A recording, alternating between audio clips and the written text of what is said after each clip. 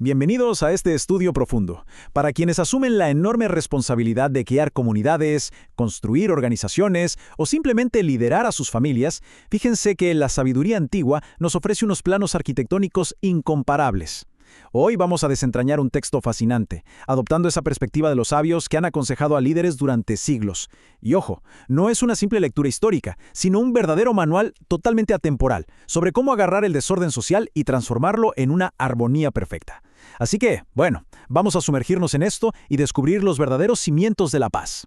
Pero antes de meternos de lleno en el tema, es fundamental dejar claro el propósito sagrado de este espacio. Este análisis es una iniciativa de la comunidad judía sefardí de Cartagena de Indias. Y desde ya, quiero señalar que este estudio es por la elevación del alma del Rabino Montoya. Transmitiendo toda esta sabiduría, honramos su memoria y seguimos con esa gran labor de iluminar mentes y corazones. Como todo conocimiento genuino, esto que estamos a punto de explorar es una herencia viva. Ahora sí, miremos el gran desafío que tenemos enfrente. Resulta que cuando uno lee la sección bíblica conocida como Parashat Naso, a primera vista parece una mezcla rarísima, un montón de temas que no tienen nada que ver el uno con el otro.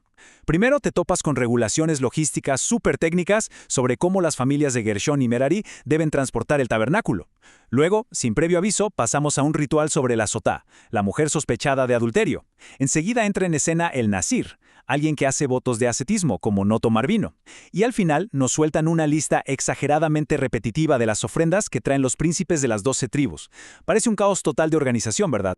O sea, ¿qué lógica une todos estos eventos? ¿Por qué un documento que está diseñado para la eternidad pondría reglas de transporte al lado de crisis matrimoniales y luego de donaciones tribales repetidas una y otra vez? Para quienes estudian el liderazgo, este es un misterio intelectual de primer nivel. A ver, cuando una estructura nos parece un caos, casi siempre es porque nos falta el lente adecuado para ver su diseño oculto. Necesitamos un código que logre descifrar todo el sistema.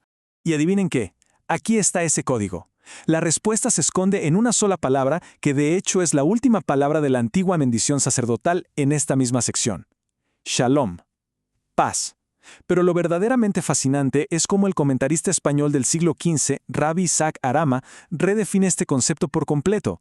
Él nos dice que la paz no es simplemente, bueno, no hay guerra, o ese silencio incómodo después de una batalla. No, es algo mucho más profundo y arquitectónico. Es completud. Es cuando un sistema complejo funciona de manera armónica, con una diversidad que está perfectamente integrada. Básicamente, es un estado donde cada cosa ocupa su lugar correcto. Y esto nos ilustra un principio clave. Comparemos estas dos visiones. Si la paz es nada más la ausencia de guerra, pues un campo vacío y estéril estaría en paz, ¿no? Pero esa es una visión súper pasiva. La perspectiva que estamos manejando hoy se alinea más con la visión del Génesis, en el mismísimo primer capítulo de la creación. Ahí el creador toma el tohu vabohu, o sea, el caos y el vacío absoluto, y construye el cosmos, un orden divino. Bajo este lente, cada persona, cada rol, cada pequeño engranaje es una pieza vital del sistema. No hay notas discordantes, todas las piezas encajan. Toda esta sección del texto es literalmente un manual sobre cómo construir ese orden divino en medio de nuestra sociedad humana. Vamos al primer caso práctico, los sacrificios para lograr la paz doméstica. Analicemos 3 estudios de caso que sacamos directo del texto, empezando por la base de todo, el hogar. Con el tema de la mujer sospechada de infidelidad, lo que dejó boquiabiertos a los sabios sobre este ritual antiguo no fue la ceremonia en sí, sino un detalle increíble. Normalmente borrar el nombre sagrado del creador estaba prohibidísimo, era el tabú más grande. Sin embargo, para restaurar la confianza y disolver la sospecha tóxica en un matrimonio, el sacerdote tenía que escribir una maldición que incluía el nombre divino y luego literalmente disolver esa escritura en agua. O sea, el creador, el arquitecto del universo, estaba dispuesto a renunciar a su propio honor, dejando que borraran su nombre solo para devolverle la paz a un hombre y a su mujer. Para quienes lideran, la lección de humildad aquí es gigante. Preservar la célula básica de la sociedad exige sacrificios enormes. El bienestar humano y la armonía relacionales están por encima del ego e incluso por encima del honor divino. Pasemos al segundo estudio de caso. Dar honor para prevenir el resentimiento. Subiendo un poco el nivel hacia lo institucional, hablemos de la dinámica del honor y por qué repartirlo bien es vital para mantener sano el sistema y evitar algo súper destructivo, el resentimiento social. Por un lado, Naso le dedica párrafos enteros a repetir de forma exacta los mismos regalos que trajo cada uno de los 12 príncipes. Fácilmente pudieron resumirlo en una línea, pero no. A cada uno le dan su momento de brillar en el escenario. ¿Por qué? Porque el texto entiende perfecto la psicología humana. Las personas se vuelven inmensamente destructivas si se sienten ignoradas o desplazadas. En contraste, está el trágico caso de Koraj, un líder levita que no se sintió lo suficientemente reconocido y terminó armando una rebelión masiva. Al darle atención milimétrica a cada príncipe, Naasó nos está dando una clase maestra de ingeniería social. La armonía pública se construye haciéndole un espacio a cada engranaje, sin dejar a absolutamente nadie por fuera. Y llegamos al tercer caso, la democratización de los espacios sagrados. A ver, si ya resolvimos la paz en casa y el reconocimiento a las autoridades formales, ¿qué pasa con el resto de la población? ¿Qué pasa con aquellos que sienten grandes aspiraciones pero no nacieron en una familia de liderazgo o en el sacerdocio? En esa sociedad había una élite religiosa de nacimiento, los Kohanim, los sacerdotes. Para un ciudadano cualquiera esto era complicado. Te decían que todos tenían la misma dignidad ante el Creador, pero al mismo tiempo existía una casta a la que no podías entrar.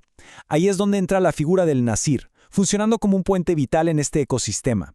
Al renunciar voluntariamente a tomar vino o a cortarse el cabello, cualquier persona común y corriente podía elevar su nivel espiritual y asumir un rol totalmente consagrado. Entonces, el nazir no es solo un místico que hace votos raros, es un gran equilibrador del ecosistema social. La genialidad de esta ley es que funciona como una válvula de escape. Evita ese resentimiento doloroso que nace inevitablemente cuando la gente queda excluida de los altos mandos simplemente por una casualidad de nacimiento. Es una advertencia súper clara para cualquier estructura organizativa. La verdadera armonía requiere democratizar el acceso al propósito y a la elevación. Si le cierras los caminos hacia el honor a las mayorías, la paz social se vuelve de cristal. Y esto nos lleva a la recta final. Construir la paz requiere acción.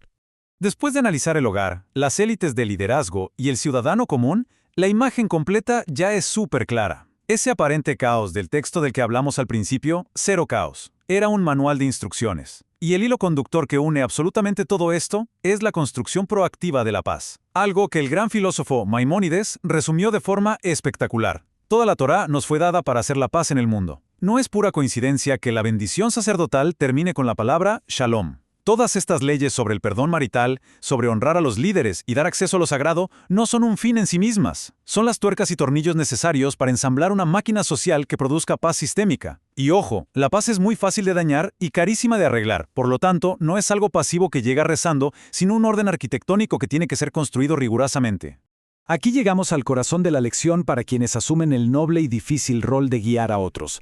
Un ambiente armónico y funcional no aparece por arte de magia ni porque todos tengan buenas intenciones. Exige una ingeniería constante y meticulosa. El líder sabio es el que trabaja todos los días para que cada miembro de la organización, de la comunidad o de la familia se sienta reconocido, respetado y de verdad valorado. Cuando hacemos ese trabajo fino, que muchas veces es invisible, logramos desarmar la sospecha y disolver el resentimiento muchísimo antes de que siquiera se logren formar. Llegando al final de este profundo análisis, retomamos el punto de partida. Tal como se estableció desde el primer minuto, este estudio es una iniciativa de la comunidad judía sefardí de Cartagena de Indias, e iniciamos señalando que este estudio es por la elevación del alma del rabino Montoya. A través de este tremendo esfuerzo por entender las raíces estructurales de la paz, su legado de sabiduría sigue vivo, dándole herramientas a las nuevas generaciones para construir con mucho propósito y entendimiento. Y para cerrar, les dejo esta pequeña bomba para pensar. Ya vimos cómo los sabios de la antigüedad estructuraron la paz, transformando el caos en un cosmos perfectamente integrado.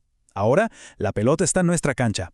Para quienes nos acompañan hoy y asumen la inmensa tarea de guiar, ¿cómo van a utilizar estas herramientas? ¿Qué pasos activos van a dar mañana a primera hora para asegurar que en sus propios entornos no haya exclusión, que se restaure la confianza y se honre a cada individuo, logrando así un verdadero y duradero shalom?